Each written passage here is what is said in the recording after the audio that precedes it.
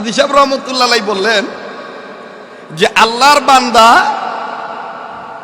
গুনাহ বাদ দিতে পারবে তখন যখন দুইটা সেম সেম ভাবে অন্তরে জায়গা দিবে।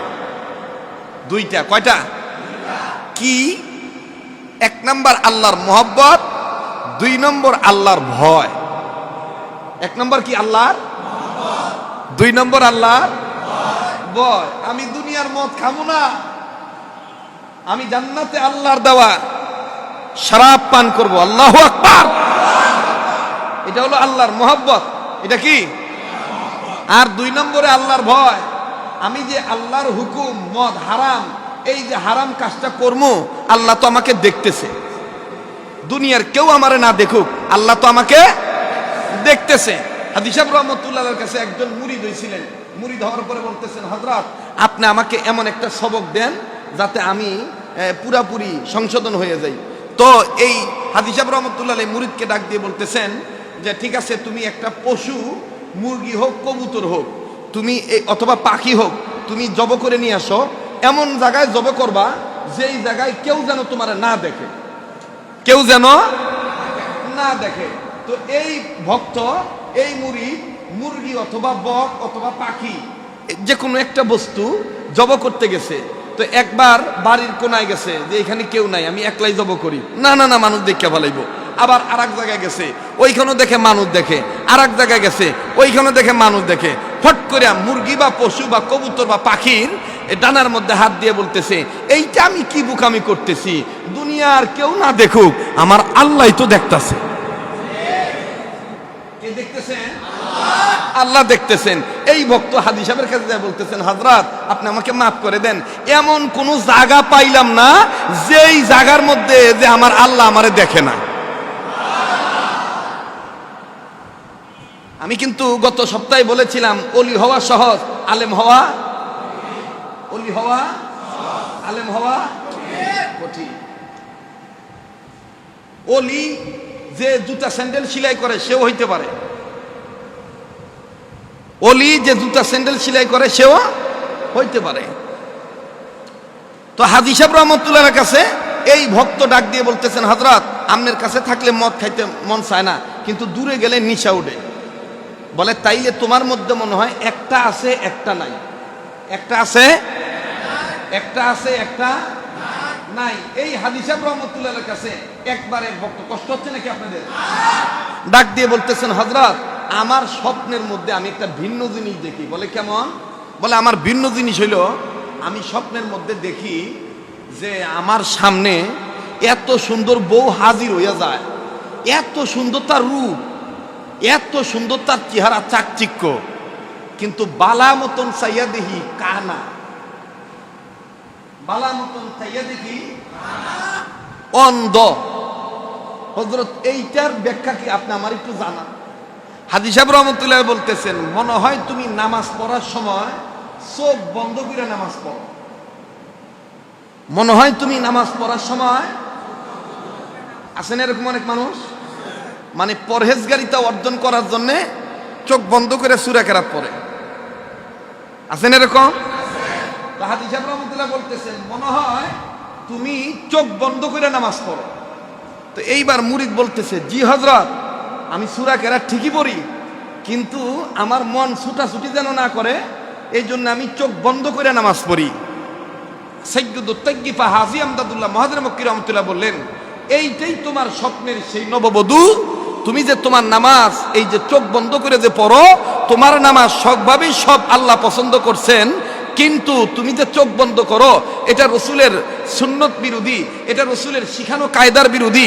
রসুল এভাবে নামাজ পড়েন নাই, সাহাবায়ে কেরাম এভাবে নামাজ পড়েন নাই।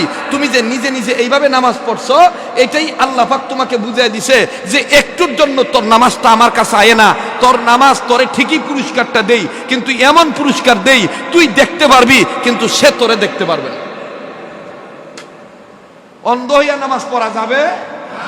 অন্ধ হইয়া নামাজ পড়া যাবে? এখন আপনি বলবেন, হযরত তাইলে নামাজে যে মন ছুটাছুটি করে, নামাজে মন ছুটাছুটি করে, হাকিমুল উম্মত মুজাদ্দিদুল মিল্লাত আশরাফ আলী থানভী রহমাতুল্লাহ আলাইহির কথা নকল করে মায়ুস সুন্নাহ শাহ আবরুল হক রহমাতুল্লাহ আলাইহি বলেন, নামাজে যেন মন ছুটাছুটি না করে, এজন্য সহজ একটা আমল। সহজ কি আমল? সেই সহজ আমল হইল নামাজে দাঁড়াইয়া যখন যেই কাজ করবেন ওইটা আপনি তখন জল্পনা কল্পনা করবেন, আল্লাহু আকবার, আমি এই মুহূর্তে নামাজে কিয়াম করতেছি, সানা সুবহানাকাল্লাহুম্মা বিহামদিকা, এই সুবহানাকাল্লাহুম্মা বিহামদিকা, এখন আমি সানা পড়তেছি। সানা পড়া শেষ হয়ে গেলে তাওয়াউজ, আউযু বিল্লাহি মিনাশ শাইতানির রাজিম, এরপরে তাওয়াউজ শেষ হয়ে গেলে তাসমিয়া বিসমিল্লাহির রহমানির রহিম, আমি বিসমিল্লাহ পড়তেছি, এরপরে সূরা মিলাবো, সূরা ফাতিহা মিলাবো। তার মানে আমাদের বুজুর্গরা বলেন, থানভী রহমাতুল্লাহ আলাইহি বলেন, নামাজে দাঁড়াইয়া নামাজে থাকা অবস্থায় যখন যেই কাজ করবা তখন সেই কল্পনা করবা। তুমি সিজদায় গেলে তুমি বলবা যে আল্লাহ এখন আমি সিজদায় আছি, আমি এখন সিজদার তাসবিহ পড়ব, সুবহানা রাব্বিয়াল আলা, বলেন না? সেজদা শেষ হয়ে গেলে তুমি সেজদা থেকে ওঠার পরে আমি এখন দুই সেজদার মাঝখানে আমি সোজা হয়ে বসবো এবং পাশাপাশি এই দোয়াটা পড়বো, আল্লাহুম্মা গফিরলি ওয়ারহামনি ওয়ারযুকনি ওয়াহদিনি ওয়াআফিনি। আমার বন্ধুগণ, এইভাবে থানভী রহমাতুল্লাহ আলাইহি বলেন, নামাজে দাঁড়াইয়া নামাজে সেজদা দিয়া নামাজ অবস্থায় নিয়ত বান্দার পরে যখন যেই কাজ করবা সেইটাই তুমি মনের মধ্যে জল্পনা কল্পনা করবা। এই জল্পনা কল্পনা যদি সহি হয়, নামাজের কথা যদি তুমি চিন্তা রাখো, তাইলে দোকানের হিসাব নামাজের মধ্যে আসবে না, ভাড়াটি আর গ্যাদারিং নামাজের মধ্যে আসবে না, মিল কারখানার শ্রমিকের আন্দোলন নামাজের মধ্যে আসবে না। নামাজ তো নামাজ, নামাজ হলো মুমিনদের জন্য দিদার। আল্লাহু আকবার। এই জন্য নামাজে দাঁড়াইয়া কখন কি করব? নামাজে দাঁড়াইয়া যখন যেই কাজ করব তখন সেইটা মনের মধ্যে কি করব? জল্পনা কল্পনা করব। তাইলে আর মন ছুটাছুটি করবে না। বুঝাইতে পারছি কি কথা? আল্লাহ পাক আমাদের সবাইকে তৌফিক দান করুন, বলেন আমিন। তো কয় কাজ কিভাবে করলে আল্লাহর ওলি হওয়া যায়? এক নাম্বারটা কি? গুনাহমুক্ত, গুনাহ ছেড়ে দেওয়া। কি করা? গুনাহ ছেড়ে দেওয়া। এখন বলেন গুনাহ বলতে কি বুঝায়? গুনাহ বলতে ওই কাজটাকে বুঝায় যেই কাজের দ্বারা আল্লাহ এবং আল্লাহ রসুল নারাজ হয়। আল্লাহ এবং আল্লাহ রসুল নারাজ হয়। যেই কাজের হুকুম শরীয়ত দেয় নাই, যেই কাজের হুকুম আমার বন্ধুগণ রসুল দেয় নাই, আল্লাহ এবং আল্লাহ রসুল যেই কাজ করতে নিষেধ করছে ওই কাজটা করাই মানে, অর্থাৎ হালাল কাজ না করে হারাম কাজ করা মানেই গুনার কাজ করা। হারাম কাজ করা মানেই গুনার কাজ করা। যেমন সাধারণ বিষয় দেখেন, আমরা অনেক পুরুষ মানুষ টাকনুর নিচে কাপড় পরি, কথা কয় না? কি করি? টাকনুর নিচে কাপড় পরতে রসুল নিষেধ করছে না আদেশ দিছেন? আদেশ দিছেন না নিষেধ করছেন? আবার বলেন, আদেশ করছেন না নিষেধ করছেন? তাহলে রসুলুল্লাহর নিষেধ মেনে নেওয়া এটা ইবাদত কিনা? রসুলুল্লাহর নিষেধ মেনে নেওয়া এটা নেকের কাজ কিনা? রসুল সাল্লাল্লাহু আলাইহি সাল্লামের নির্দেশ মেনে নেওয়া এটা নেক কাজ অর্জন করা কিনা? রসুল সাল্লাল্লাহু আলাইহি সাল্লাম নিষেধ মাইনা নিয়া নিষেধ কাজ বর্জন করা, এইটা বলেন গুনাহ বর্জন করা কিনা? তাইলে আপনারা বলেন, ইবাদত করি কার? সাহায্য চাই কার? আল্লাহর। হযরত ওমর রাদিয়াল্লাহু তাআলা আনহু, আপনাদের মনে আছে কিনা জানি না, আমার জীবনের প্রথম এই মসজিদে যেই মাসে আসছিলাম ওই মাসের ৩রা জুলাই তো আমি এখানে আপনাদের এখানে আসছি। এর পরের যে পরের জুমায় আমি এই টাকনুর উপরের একটা কাপড়ের বয়ান আপনাদেরকে শুনাইছিলাম। আমিরুল মুমিনিন খলিফাতুল মুসলিমিন হযরত ওমর রাদিয়াল্লাহু তাআলা আনহুকে হত্যা করার জন্য কাফের বেঈমান মুনাফিক আমার বন্ধুগণ হযরত ওমরকে অস্ত্রের আঘাত করছে। হযরত ওমর রাদিয়াল্লাহু তাআলা আনহুর পেটের মধ্যে এমন জায়গায় অস্ত্র ঢুকায় দিছে একেবারে নারী বুড়ি বের হয়ে গেছে। লোকেরা মনে করে ফেলেছেন হযরত ওমর রাদিয়াল্লাহু তাআলা আনহু আজ বাঁচবেন না। হযরত ওমর রাদিয়াল্লাহু তাআলা আনহুকে বিভিন্নভাবে বিভিন্ন হাকিম নিয়ে আসা হলো। হাকিম আনার মাধ্যমে তাকে দাওয়া খাওয়ানো হলো, ওষুধ দেওয়া হলো, প্রতিষেধক দেওয়া হলো। এরপরও হযরত ওমর রাদিয়াল্লাহু তাআলা আনহুর রক্ত বন্ধ হয় না। এমনকি দেখা গেল হযরত ওমর রাদিয়াল্লাহু তাআলা আনহুর খাদ্যনালী ছিদ্র হয়ে গেছে, যে যা খায় তা বের হয়ে যায়। লোকেরা বুঝতে বাকি রইল না যে হযরত ওমর রাদিয়াল্লাহু তাআলা আনহু বেশি দিন বাঁচবেন না। কষ্ট হইতেছে আপনাদের?